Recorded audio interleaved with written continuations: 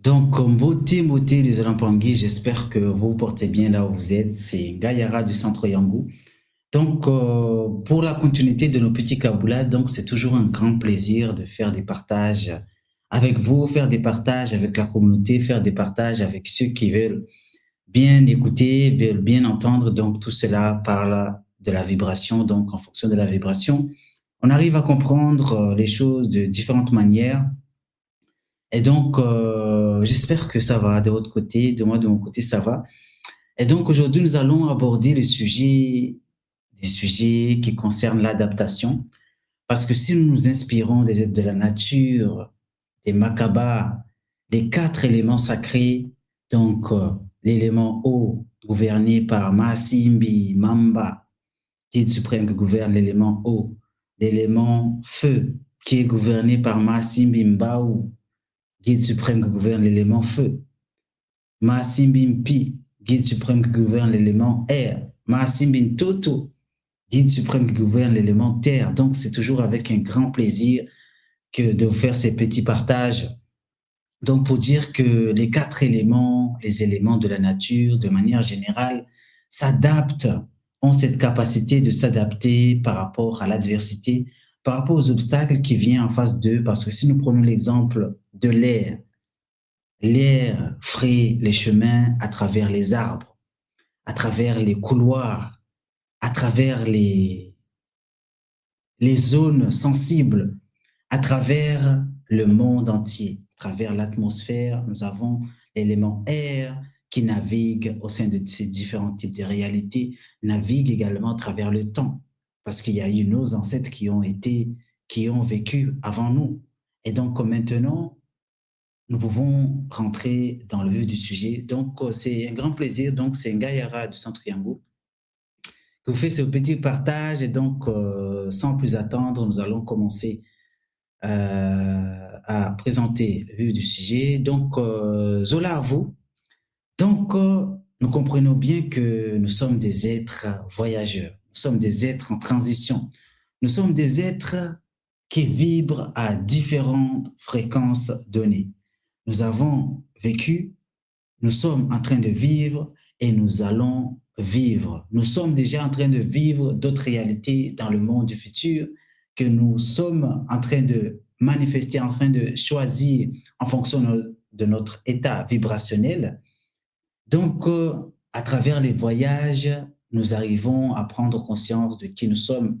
Nous arrivons à entamer cette voie de l'élévation de conscience. Nous pouvons également avancer dans la connaissance de soi. Parce que ce qui dit adaptation dit également l'adversité. Donc, nous sommes dans une réalité où nous sommes pratiquement constamment évalués. Nous sommes amenés à franchir des étapes et donc de manière constante. Donc, tous les jours, nous devons avancer, nous devons bouger, nous devons changer notre environnement. Nous devons progresser de manière énergétique comme de manière mentale avec les connaissances, avec la découverte. Et donc, la découverte qui figure parmi les voyages qui ouvrent grandement les portes, qui ouvrent grandement l'esprit.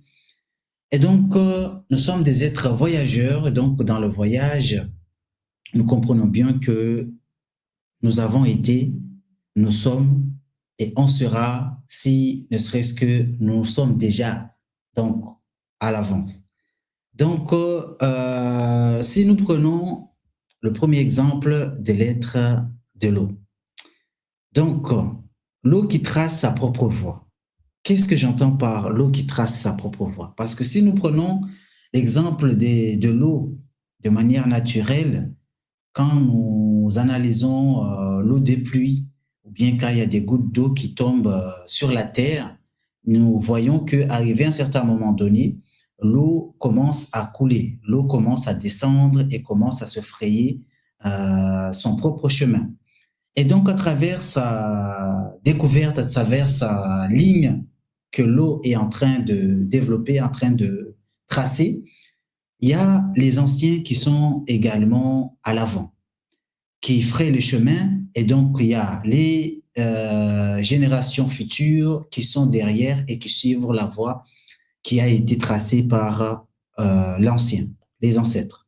Et donc, à travers cette création de sa propre voie, nous pouvons voir que les futures générations vont avoir plus d'opportunités, vont avoir plus de vision et ils pourront également se frayer leur propre chemin. Et donc, en parlant de la voie de l'eau, nous savons qu'il y a un début à tout et donc très souvent dans le terme adaptation, nous savons que le début, c'est la phase qui est une des phases les plus difficiles. Donc, nous nous disons que nous ne sommes pas encore, nous n'avons pas encore atteint ce niveau pour pouvoir passer au-delà. Or que, en fait, il y a déjà des futuribles qui ont déjà été mis en place. Il y en a plein. Et donc, il y a un des futuribles ou plusieurs des futuribles qui prouvent et qui montrent que nous avons déjà franchi cette étape donnée, l'étape où nous hésitons, l'étape où nous créons des scènes, des films. Pourquoi est-ce que nous créons des doutes au sein de notre réalité? Il y a eu nos ancêtres qui ont traversé déjà. Nous-mêmes, en tant qu'ancêtres, nous avons déjà traversé. Nous avons dit tout à l'heure que nous sommes des êtres voyageurs. Et donc, à travers le voyage, à travers le passage de nos anciens, nous avons cette opportunité, cette chance de pouvoir également traverser et avancer par notre propre voie ou avancer sur la voie des ancêtres. Et donc, la voie des ancêtres permet également aux futures générations de passer, de traverser, comme nous avons dit tout à l'heure, en suivant le chemin de l'eau. Nous savons que l'eau qui coule au niveau des rivières, l'eau qui coule au niveau des champs qui permettent justement que l'eau puisse traverser avec Zola, et donc l'eau a une fréquence donnée. Et donc, nous permet de comprendre que la fluidité de l'eau à travers ces différents obstacles nous permet de comprendre qu'au fur et à mesure que nous avançons, au fur et à mesure que nous instaurons cet équilibre en connexion avec les aides de l'eau qui nous permettent justement d'avancer avec fluidité, avec rigueur. C'est comme l'eau qui a comme en face d'elle, disons, une pierre. Bah, l'eau, si l'eau n'arrive pas à passer au milieu de la pierre, l'eau va passer sur les côtés de la pierre pour pouvoir avancer. Donc, face à l'adversité, nous trouvons toujours une ou plusieurs solutions. L'eau également peut épouser la forme de la pierre. Disons que des fois, en fait, quand nous sommes face à des obstacles, c'est ce qu'on nous demande de faire, ce n'est pas forcément rentrer dans le forcing, rentrer dans le martelage, entre guillemets, or qu'en fait, il faut juste prendre le temps d'approprier, en fait, de s'approprier de cette énergie, prendre le temps d'avancer, prendre le temps, disons de manière générale, d'accueillir. La voie de l'eau nous demande d'accueillir les obstacles et donc soit nous passons par les côtés, soit nous passons par les milieux, soit nous passons par épouser cette forme d'obstacle. Donc, c'est figure parmi la voie de l'eau qui nous permet de tracer sa propre voie parce que il y en a certains, ils passent à travers cette voie par les côtés. Il y en a d'autres, ils passent au-dessus. Il y en a d'autres, ils passent par le milieu. S'il y a des voies, il y a la voie qui a déjà été tracée par les ancêtres. Il y en a certains, ils épousent carrément la forme de l'eau afin de prendre la forme de la pierre, pardon, afin de prendre, de s'approprier justement cette forme donnée, cette forme d'obstacle. Et donc, si nous continuons toujours pour pouvoir passer au-delà de cet obstacle, nous avons besoin de l'énergie. Nous avons besoin d'une forme de puissance du feu qui va nous permettre justement d'avancer avec discernement, avancer avec rigueur et avoir toujours cette forme de volonté qui nous permet d'avancer avec Zola et bienveillance. Donc, l'élément feu nous permet de grandir. L'élément feu nous permet de purifier cette voie sacrée. Nous avons l'obstacle qui est en face de nous. Nous devons passer cet obstacle et au plus profond de nous, cette petite flamme, cette flamme sacrée nous permet de comprendre que nous pouvons le faire parce qu'au plus profond de nous, nous savons que nous l'avons déjà fait. Mais de quelle manière? C'est à travers la connexion avec cette petite flamme au plus profond de nous, cette voix intérieure qui va nous permettre justement de prendre conscience que ce n'est pas fini. Nous venons juste de commencer, mais il y a toute une sorte de panoplie d'étapes à franchir. Et donc, c'est à travers cette voie du feu que nous allons pouvoir franchir ces différentes étapes. Donc, l'élément feu qui nous permet justement d'avoir le kiminu, la confiance, parce que des fois, en fait, nous sommes face à l'adversité et nous avançons, nous sommes dans le martelage, nous sommes en train de rentrer dans une forme de rigueur et des fois sans forcément voir le bout. Et donc, c'est à travers cette connexion, cette confiance avec cette voix intérieure, bien sûr, il faut l'activer, bien sûr, il faut prendre conscience déjà que nous avons cette voix intérieure qui nous passe des mots, qui nous donne des informations, qui détient les informations des futuribles, des étapes suivantes, mais il faut rentrer en connexion avec. Et donc, des fois, à travers l'adversité, nous sommes dans l'acharnement, nous sommes dans cette forme de rigueur, mais sans forcément voir le bout. Et donc, c'est à travers cette connexion avec l'esprit du feu qui est en nous, qui nous permet de prendre confiance et avoir la foi et continuer sans interruption au sein de notre développement personnel. Et finalement, cette feu sacré, j'ai présenté l'image du phénix, en fait, nous permet de rentrer dans une forme d'expansion, dans une forme de développement personnel qui va nous permettre de comprendre qu'il y a plusieurs types de réalités, il y a plusieurs formes de développement, il y a plusieurs formes d'expansion, donc qui va nous permettre d'avancer avec rigueur et Zola. Donc, cette voix intérieure qui est au plus profond de nous va nous permettre justement d'avancer, va nous permettre de comprendre que ce n'est pas fini. Nous ne sommes pas seuls. Nous n'avons jamais été seuls. Donc, cette voix intérieure a toujours été là, à côté de nous, avec nous, en train de nous murmurer des voix qui nous permettent justement d'avancer avec rigueur et paix et harmonie. Et donc, à travers cette voix sacrée, nous rentrons dans cette forme de feu, nous rentrons dans cette forme d'avance où nous sommes dans l'avancement, nous sommes dans la continuité sans rentrer dans la stagnation, parce que l'esprit du feu, l'énergie du feu, c'est comme le carburant divin. Disons que c'est à nous, ça brûle, mais il faut que nous puissions l'orienter. Il faut qu'on puisse justement rentrer dans cette forme de compréhension parce que ça nous donne des informations, ça nous donne des intuitions. Mais il faut maintenant rentrer dans le discernement. Il faut comprendre, bon, là, je suis face à un obstacle, tel obstacle, mais je sais que c'est pour un temps.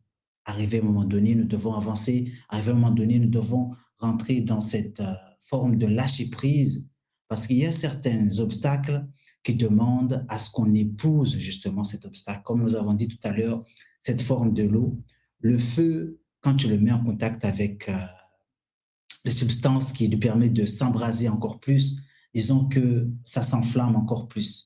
Mais est-ce que l'idée, c'est que ça puisse s'enflammer de manière gigantesque ou bien rentrer dans cette flamme de douceur, rentrer dans cette flamme d'harmonie où nous avançons avec fluidité?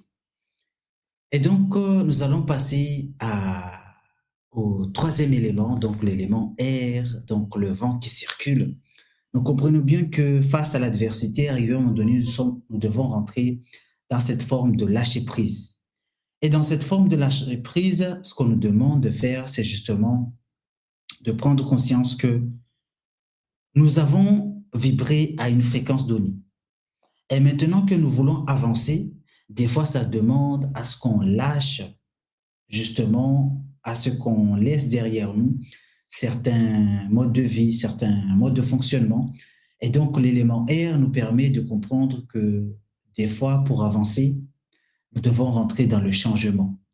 Nous devons rentrer dans la renaissance. Et donc, renaissance veut dire permettre aux énergies du passé de rester et avancer dans une autre forme d'énergie, dans une énergie de changement. Et donc, après le travail, nous devons rentrer dans l'énergie du changement. Et donc, qu'est-ce que c'est que l'énergie du changement? Nous savons que nous avons eu des ancêtres. Nos ancêtres qui vibrent à travers nos corps, qui vibrent à travers nous. Il y a des ancêtres qui ont vécu dans certains types d'environnements, certains types de mouvements qui leur ont permis disons, d'emmagasiner des énergies positives, comme certains de nos ancêtres, entre guillemets, qui ont emmagasiné des énergies négatives. Et donc, dans cette forme de renaissance, nous devons prendre conscience que nous avons vécu. Nous sommes en train de vivre et nous allons vivre encore. Et donc, dans cette forme de continuité, arrivé à un moment donné, nous devons comprendre que nous avons eu des grands, ou bien nous-mêmes, hein, parce qu'il y en a qui ont vécu déjà 50 ans, il y en a qui ont vécu déjà 60 ans. Et donc, 50, 60 ans veut dire que vous avez accumulé des énergies. Et arrivé à un moment donné, pour rentrer dans cette forme d'élévation de conscience, nous devons rentrer dans cette énergie du changement où nous sommes dans le lâcher-prise et prendre conscience que, bon, j'étais dans tel mode de fonctionnement avant, mais si je veux atteindre cette étape, je dois laisser cette énergie afin de pouvoir progresser et avancer dans mon chemin de vie, avancer dans la voie qui m'est destinée, la voie auquel je suis venu au sein de cette réalité. Et donc, nous devons comprendre que nous sommes des êtres de passage. Et il y a des événements, des expérimentations, des fois, qui nous poussent à justement rentrer dans cette forme de tentation, dans cette forme de réflexion dans lequel nous sommes amenés à comprendre, mais il y a tel événement qui m'arrive, mais pourquoi est-ce que ça m'arrive? Parce que très souvent, on se pose ce genre de questions, mais pourquoi est-ce que ça m'arrive? Nous venons de dire que la voie de l'air nous fait comprendre que nous devons rentrer dans la renaissance, nous devons rentrer dans le changement, comme l'air qui traverse le monde entier, qui traverse les arbres, qui traverse les maisons, qui traverse les airs. Même nous, quand on respire de l'air et on expire de l'air. Et donc, on inspire soit de l'air positif, ou bien de l'air qui sont des charges qui vont nous permettre de vibrer, de ne pas vibrer à des fréquences supérieures. Parce que l'air avance, l'air circule, comme nous sommes en train de l'expliquer. Et donc, des fois, nous devons comprendre que nous devons laisser passer, nous devons rentrer dans cette forme de fluidité, dans cette forme de circulation énergétique, afin de permettre aux énergies autour de nous, aux énergies en nous, de vibrer plus haut. Et vibrer plus haut nous pousse à prendre le chemin du changement. Nous devons comprendre que nous sommes des êtres de voyageurs. Donc là, par exemple, dans cette réalité, on peut dire que je suis électricien de cette réalité, mais dans d'autres réalités, peut-être que j'ai été mécanicien. Donc on passe de mécanicien à électricien, mais rien n'empêche d'utiliser l'énergie des mécaniciens afin de pouvoir avancer, parce que ça figure parmi nous. Donc, ce que nous sommes en train de dire, c'est les charges négatives qui nous alourdissent, qui nous empêchent d'avancer comme il faut. Arrivé à un moment donné, nous devons rentrer dans la renaissance, comme le phénix nous permet de brûler cette énergie afin de circuler à travers le temps, et donc comme l'air, parce que nous comprenons bien que l'air circule. Nous avons eu des ancêtres qui ont été avant nous, et donc il y avait toujours cet air qu'ils ont respiré, qu'ils ont expiré, qui ont été rechargés par les plantes et qui sont encore là sous forme d'oxygène et nous sommes en train de les expirer encore et encore. Donc, nous comprenons également que l'air est porteur d'informations, les informations à travers le temps. Parce que même quand nous sommes dans la respiration, des fois nous sentons des odeurs, des fois nous sentons des sensations qui nous permettent de voyager. Je ne sais pas si vous avez déjà vécu cette expérience où vous respirez, vous inspirez longuement l'air avec Zola, bien sûr, avec les pensées positives.